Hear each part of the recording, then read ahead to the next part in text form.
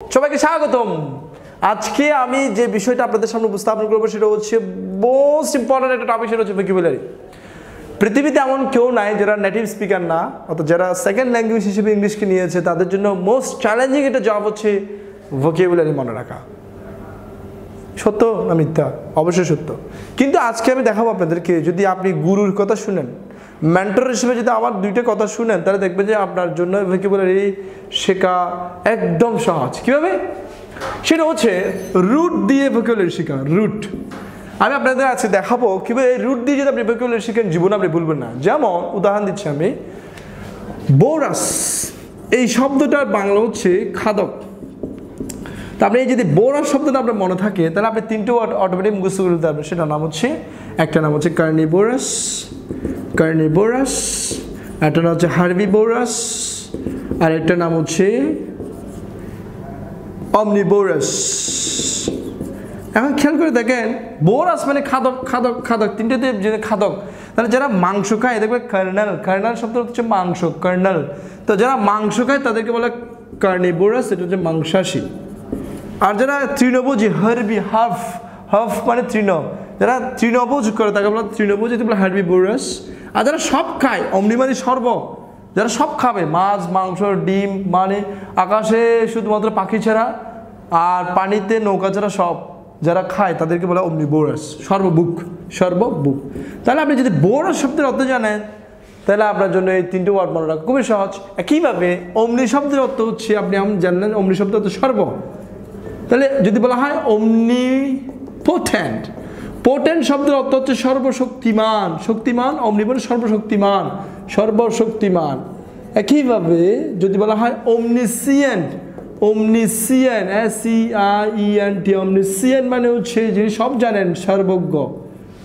একইভাবে যদি বলা অমনিপ্রেজেন্ট, অমনিপ্রেজেন্ট শব্দের অর্থ হচ্ছে যিনি সব জায়গায় বিরাজমান, যিনি সর্বত্র আছেন, তাকে বলে অমনিপ্রেজেন্ট।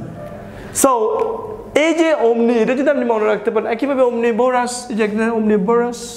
একইভাবে যদি আপনি জানেন সাইট, যেমন সাইট, সাইট শব্দের অর্থ হচ্ছে হত্যা। এটা যদি আপনি বুঝতে পারেন তাহলে আপনাদের কি সহজ হবে। যদি বলা হয় মেট্রিসাইড, মাতৃহত্যা, মাকে হত্যা করা। যদি বলা হয় পেট্রিসাইড, পিতাকে হত্যা করা। যদি বলা হয় জেনোসাইড, গণহারে মানুষকে হত্যা করা। যদি বলা হয় হোমিসাইড, তাহলে হচ্ছে নরহত্যা করা। যদি বলা হয় ইনফ্যান্টিসাইড, তাহলে হচ্ছে শিশু হত্যা করা। এইভাবে যদি আপনি শুধু সাইড শব্দের অর্থটা, সুইসাইড, আত্মহত্যা, তাহলে সাইড যদি আপনি জানেন তাহলে আপনার জন্য এইগুলো মনে রাখা একদম সহজ। একইভাবে আপনি যদি বলেন ডিক্ট, ডিক্ট শব্দের অর্থ হচ্ছে বলা, ডিক্ট। এটা আপনি যদি জানেন তার ডিক থেকে আসে কি কি? ডিক থেকে আসে ডিকটেটর, স্বৈরশাসক। ডিক থেকে আসে ডিকটেশন। ডিক থেকে আসে হচ্ছে আপনার প্রিডিক্ট, প্রি মানে পূর্বের, ডিক মানে বলা, তাহলে প্রিডিক্ট মানে পূর্বে বলা। একইভাবে কন্ট্রাডিক্ট, কন্ট্রাডিক্ট শব্দের অর্থ হচ্ছে পরস্পর বিরোধী বলা। তো এইভাবে একইভাবে অ্যাডিক্ট, অ্যাডিক্ট শব্দের অর্থ হচ্ছে খারাপ অভ্যাসকে সবসময় ইয়েস বলা, অ্যাডিক্ট। ডিক্ট শব্দের অর্থ হচ্ছে বলা। তো আপনি যদি ডিক্ট শব্দের অর্থ জানেন, এভাবে যে রুটসগুলো রয়েছে, আমরা চেষ্টা করবো এই ভোকাবুলারি সেশনটাতে প্রত্যেকটা রুট ওয়ার্ড দিয়ে যদি আপনি জানেন তাহলে অনেকগুলো শব্দ আপনার খুব ইজিলি মনে থাকবে। যেমন আরেকটা যদি আমি উত্তর বলি, ফাইট, ফাইট শব্দের অর্থ হচ্ছে বিশ্বাস। এই যে ফাইট, এই ফাইট থেকে কী আসে? যেমন বোনাফাইট, বোনাফাইট, ম্যালফাইট, তারপর রয়েছে শুধু ফিডিলিটি, ফিডিলিটি, এরপর হচ্ছে ইনফিডিলিটি। তাহলে বোনা মানে হচ্ছে ভালো, তো বোনাফাইট মানে সরল বিশ্বাস, খাঁটি বিশ্বাস, আসল বিশ্বাস। আর ম্যাল শব্দ হচ্ছে খারাপ, তাহলে ম্যালাফাইট মানে খারাপ বিশ্বাস। আর ফিডিলিটি মানে হচ্ছে বিশ্বস্ততা, আর ইনফিডিলিটি মানে হচ্ছে অবিশ্বস্ততা। আর কনফিডেন্স, কনফিডেন্স মানে প্রচুর বিশ্বাস, এখানে যেখানে ফিড আছে। আর যেগুলো ডিফিডেন্স, বিশ্বাসের অভাব, দেখেন সেখানেও কি আছে? ফিড আছে, FID, FID, FID, FID, FID।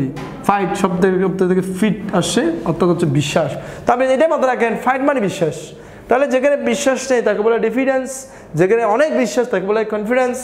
এবং যেখানে বিশ্বস্ততা নেই, বিশ্বস্ততা ভেঙে ফেলছে, তাকে বলে ইনফিডেলিটি। আর যেখানে বিশ্বস্ততা আছে, লয়ালিটি, তাকে বলা হচ্ছে ফিডেলিটি। আর যদি ম্যাল শব্দ হচ্ছে খারাপ, তো ম্যালাফাইড মানে খারাপ বিশ্বাস, আর বোনা শব্দ হচ্ছে ভালো, বোনাফাইড মানে ভালো বিশ্বাস।